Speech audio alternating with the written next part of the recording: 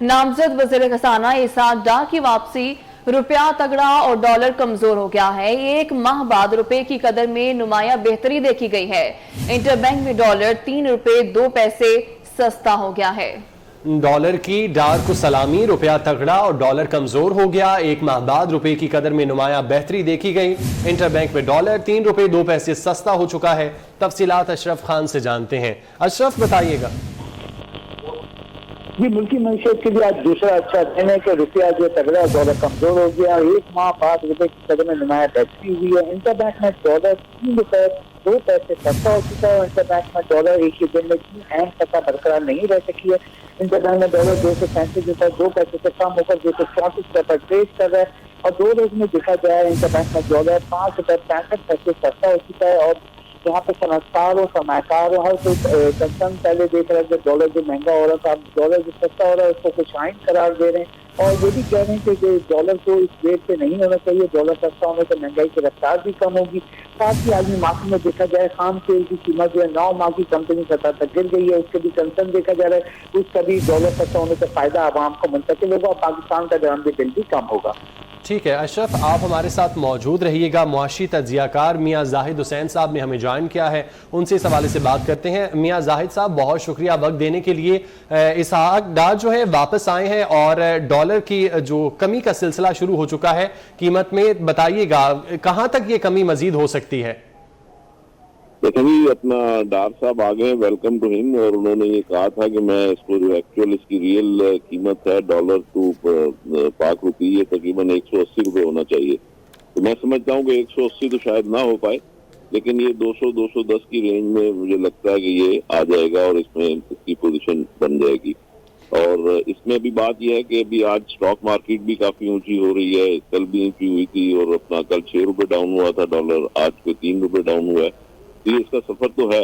अब इसमें बात यह है कि जब तक ये एक्सपोर्ट में इजाफा नहीं होगा और फॉरेन रेमिटेंस में इजाफा नहीं होगा तो जो पाकिस्तान के वाइटल्स हैं वो इम्प्रूव नहीं होंगे। उस वक्त तक ये सिर्फ मार्केट सेंटीमेंट्स हैं। और ये मार्केट सेंटीमेंट्स जो है, इसमें लोगों ने होल्डिंग की हुई थी, डॉलर को अपना कंटेन किया हुआ था, डॉलर को रिलीज नहीं कर रहे थे, एक्सपोर्टर्स ने डॉलर रोके हुए थे। तो अब उनको जैसे कि पता है कि इसहाक डार साहब का जो एक स्टांस है, तो इस वजह से डॉलर मार्केट में आ रहा है और उससे ज़ाहिर है कि तकरीबन 700-800 अरब रुपए के पाकिस्तान के जो कर्जे हैं वो भी उसमें मैग्नीट्यूड में कमी वाकई होगी। तो ओवरऑल ये सारी अच्छी खबरें और पॉजिटिव खबरें हैं, लेकिन अब देखना यही है कि इसको लॉन्ग टर्म में कैसे कंट्रोल किया जाएगा। दूसरी एक और अहम बात जो है वो ये कि इन्होंने जो मिफ्ता इस्माइल साहब ने इम्पोर्ट को होल्ड किया हुआ था जबरदस्ती, तो तकरीबन 2 अरब डॉलर का वहां से भी कुछ में कुशन मिला था। इसके साथ साथ अभी वर्ल्ड बैंक से भी पैसे आने वाले हैं, जो दोस्त ममालिक से आने वाले हैं। और फिर ये कि पेट्रोलियम की प्राइस और गिर गई है आज। तो ये सारी चीजें जो है ये पॉजिटिव खबरें हैं। तो अब इसके इम्पैक्ट जो होगा वो ज़ाहिर है ओवरऑल मुल्क की इकॉनमी पे होगा, हमारा इम्पोर्ट बिल कम होगा। और ये भी तवक्को है कि अब ये जो अब इन्होंने अनाउंसमेंट करनी है वो पेट्रोल और डीजल की कीमत में कमी की भी अनाउंसमेंट करेंगे, हो सकता है 10-15 रुपए, उसमें भी हम देखेंगे उसमें कमी होगी। तो ओवरऑल ये डार साहब को वेलकम हो रहा है। मैं समझता हूँ कि अच्छी न्यूज़ है पाकिस्तान के लिए और गरीब अवाम के लिए जो कि महंगाई की चक्की में पहले ही पिस रहे हैं। तो इंशाल्लाह देखिए और आगे चल के अगर जब तक, फिर भी अगेन मैं बार बार ये स्ट्रेस कर रहा हूँ, एम्फेसाइज कर रहा हूँ कि जब तक हमारी एक्सपोर्ट नहीं बढ़ेगी और फॉरेन रेमिटेंस नहीं बढ़ेगी और जो हमारी इम्पोर्ट है जो कि तकरीबन 85 अरब डॉलर की होने जा रही है, तो उसको जब तक हम नहीं रोक पाएंगे तो उस या इम्पोर्ट सब्स्टिट्यूशन नहीं होगी, उस वक्त तक ये शायद ये जो चीज है ये शायद इतना हम कांस्टेंट ना देखें या इसका परमानेंट इम्पैक्ट ना देखें। अच्छा मियाँ जाहिद साहब, ये वजूहात तो आपने बताई हैं। एक और वजह जो बताई जा रही है कि डॉलर का रेट कम होने के डर से सेल हो रहा है डॉलर, इसका कितना इम्पैक्ट होता है कीमत की कमी में? डेफिनेटली जी, असल में बात ये होती है कि जब अपवर्ड ट्रेंड होता है तो हमारा जो एक्सपोर्टर है वो अपनी जो सेल्स प्रोसीड्स होती हैं उसको रोक लेता है और वो मार्केट में रिलीज नहीं करते। तो अब जब ये इम्पैक्ट आना शुरू होता है कि डॉलर की प्राइस नीचे आ रही है तो फिर लोगों में एक पैनिक होता है कि वो कहते हैं कि जल्दी जल्दी अपने डॉलर बेचो ताकि और कीमत गिर ना जाए।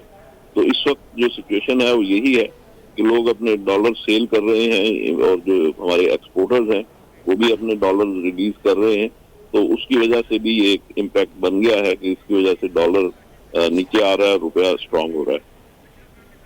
ठीक है, आप हमारे साथ मौजूद रहिएगा। कुरंगी एसोसिएशन ट्रेड इंडस्ट्री के साबिक सदर राशिद सिद्दीकी का इन तमाम तर मामलात पे क्या कहना है, आपको सुनवाते हैं। देखिए, बहुत अच्छी बात है, बड़ी खुश आइन बात है।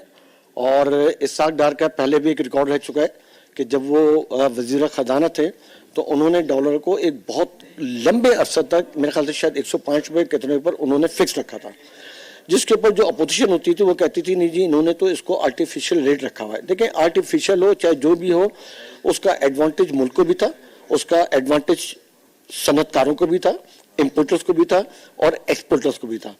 इसलिए कि जब आपका डॉलर कम होता है तो डेफिनेटली आपके कर्जे भी कम होते हैं और आपका जो सूद जाता है वो भी कम होता है, और फिर जब उसी की वजह से आपके जो डॉलर के डेफिसिट कम होता है तो आपके कर्जों का हजम कम होता है, सूद कम होता है, तो उतने ही पैसे आपके बाहर कमदार होते हैं। और फिर जब कंसिस्टेंसी से उनका जब काफ़ी अर्से तक था तो एक बिजनेसमैनों का एक एतमाद बेहाल हो चुका था।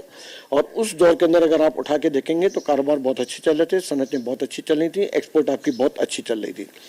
अब जब इसहाक डार दोबारा आ रहे हैं तो हमारी उनसे एक्सपेक्टेशन यही है कि वो दोबारा डॉलर को नीचे लेके आए, वो दोबारा सूद को कम से कम सतह पे लेके आए, और जो बिजली की लोड शेडिंग है ये मैं शहबाज शरीफ साहब से रिक्वेस्ट करूंगा कि वो खुद इसके अंदर इंटरवेन करें, क्योंकि देखें एक्सपोर्ट एरियाज के अंदर और जो आपके सनती इलाके हैं उनके अंदर अगर आप लोड शेडिंग कर रहे हैं। राशिद सिद्दीकी का मौक़िफ़ इस तमाम तर सूरत हाल पे आपने सुना। अशरफ हमें इसकी डिटेल्स बता रहे थे। अशरफ, आपका बहुत शुक्रिया। जबकि मुआशी तज्ज़ियाकार मियाँ जाहिद हुसैन साहब हमारे साथ मौजूद थे और अपना तज्ज़िया पेश कर रहे थे, आपका भी बहुत शुक्रिया। आमदन से ज़ायद असासों के केस में इसहाक डार एहतसाब अदालत में सरेंडर नहीं कर सके। एहतसाब अदालत इस्लामाबाद के जज मोहम्मद बशीर आज छुट्टी पर थे, जिसकी वजह से साबिक वज़ीर खजाना इसहाक डार अदालत में पेश नहीं हुए। साबिक वज़ीर ख़जाना इसहाक डार लंदन थे और अब पाकिस्तान पहुंचे हैं। इसहाक डार का आज बतौर सेनेटर हल्फ उठाने का भी इम्कान है। इसहाक डार 2018 में पंजाब से सेनेटर मुंतखब हुए थे। इसहाक डार बैरून मुल्क होने की वजह से हल्फ ना उठा सके। वज़ीर दाखिला राना सनाउल्लाह और दीगर लीगी रहनुमा आज एहतसाब अदालत पहुंचे, जबकि IG इस्लामाबाद ने एहतसाब अदालत के जज की रुखसत से मुतालिक वफाकी वज़ीर दाखिला राना सनाउल्लाह को आगाह किया, जिसके बाद राना सनाउल्लाह और दीगर लीगी रहनुमा वापस रवाना हो गए। शहादात कोर्ट में लश्करी बाईपास पर सैलाब मुतासरीन के लिए टेंट सिटी में मेडिकल कैंप की सहूलियात मुहैया न होने से सैलाब मुतासरीन बीमारियों का शिकार होने लगे हैं। 1000 खैमों में जिला कंबर शहदाद कोट के हजारों खानदान पनाह गुजीर हैं। तफसीलात हसनैन औलख से जानते हैं। जी हसनैन।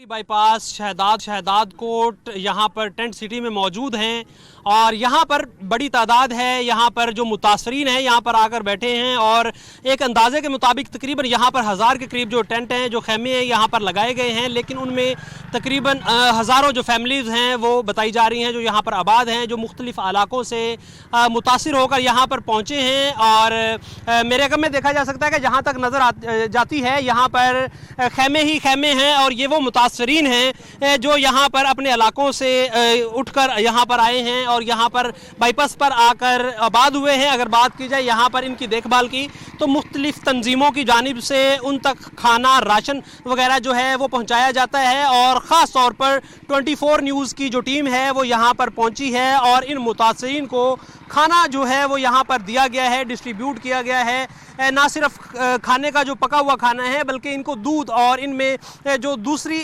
बुनियादी ज़रूरियात की अशिया हैं वो भी यहाँ पर जो मुतासरीन हैं उनको दी गई हैं। जैसे कि छत जिनके पास है उनके पास अगर चारपाई नहीं है तो उनको चटाई वगैरह या फिर ऐसी चीज़ें जो हैं वो भी उनको दी गई हैं। और इसके साथ साथ यहाँ पर जो हमें देखने में मिला है कि यहाँ पर जो मेडिकल कैंप है वो यहाँ पर कायम नहीं है। अगर यहाँ पर मेडिकल कैंप कायम हो जाए तो ये जो मुतासरीन हैं इनको जो मुश्किलात का सामना करना पड़ रहा है, मुख्तलिफ जो बीमारियाँ हैं जैसे कि मलेरिया, गैस्ट्रो और डायरिया वगैरह हैं, उनकी जो शिकायत है वो भी आ रही हैं।